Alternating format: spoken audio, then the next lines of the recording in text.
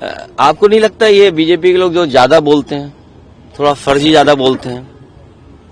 और मैं क्या कहूं, उन्हें अपना ही मैनिफेस्टो देखना चाहिए। मैं जब आपके बीच में आया हूं, मैं खुद आधे घंटे ट्रैफिक में फंस गया। याद कीजिए, जब गोवा में पहला मैनिफेस्टो लॉन्च हुआ था, उन्होंने कहा कि हम नए शहर बसाएंगे, स्मार्ट सिटीज बनाएंगे। आज बताओ क्या हालत है। जहां हम खड़े हैं उसके पीछे गोमती नदी बह रही है। गोमती नदी का बीओडी क्या है, डीओ क्या है, या कितनी दूषित हो गई है। समाजवादियों ने बनाई हो, ये बात इसलिए याद कर दिला रहा हूं कि भारतीय जनता पार्टी ने कहा था कि मां गंगा को साफ करेंगे। ये जो 1 करोड़ की नौकरी बिहार में देने जा रहे हैं, इससे पहले भी 2 करोड़ नौकरी का वादा किया था। वो नौकरियां कहां हैं? किसान की आय दोगुनी का वादा किया था, वो किसान की आय दोगुनी कहां है? आज धान कोई नहीं खरीद रहा है, और धान खरीदा भी जा रहा है तो किस कीमत पे खरीदा जा रहा है? ये सरकार जो कहती थी हम खुशहाल बनाएंगे किसानों को, आज खाद कहां है, डीएपी कहां है?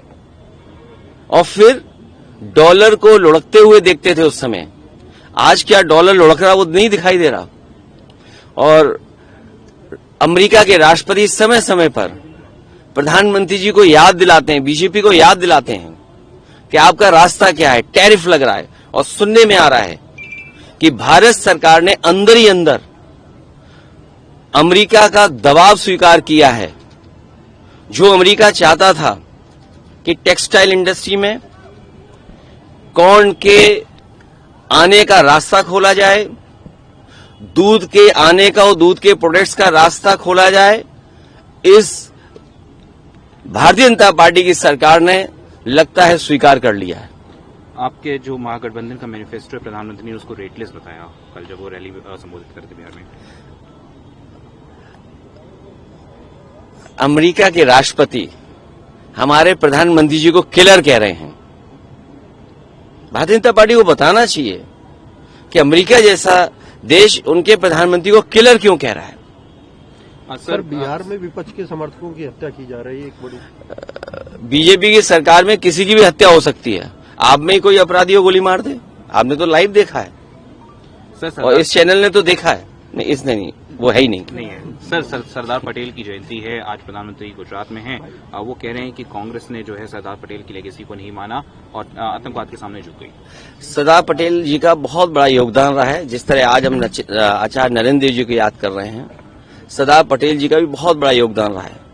जहां देश को एकजुट किया, रियासतों को खत्म किया, देश हमारा कैसे मजबूत दिखाई दिया, और लौह पुरुष किसान के लिए खड़े रहना, इसीलिए सरदार पटेल की उपाधि मिलना, उनके योगदान को हम कभी भुला नहीं सकते। और आज ये कहना कि कल क्या हुआ था, तो याद रखना चाहिए भारतीय जनता पार्टी को कि उनकी पेरेंटल पार्टी जहां से वो बीजेपी निकली है, उस संस्था को बैन किया था आज सरदार पटेल जी ने। और आज जरूरत वही है कि कोई सरदार पटेल बने इस देश में और इस विचारधारा पर फिर बैन लगे। आरएसएस की बात करते हैं ना, वो आप खुद जानते हैं। अच्छा सर,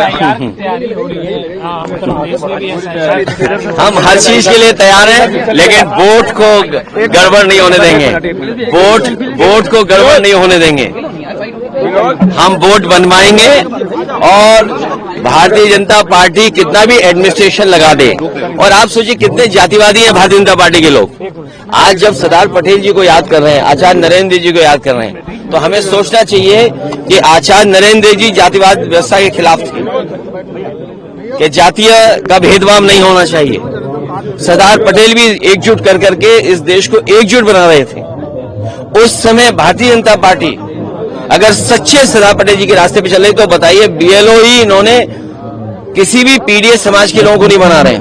सर, ये बीएलओ का मुद्दा काफी लंबे समय से उठा रहे हैं। नहीं, ये लगातार चलता रहेगा।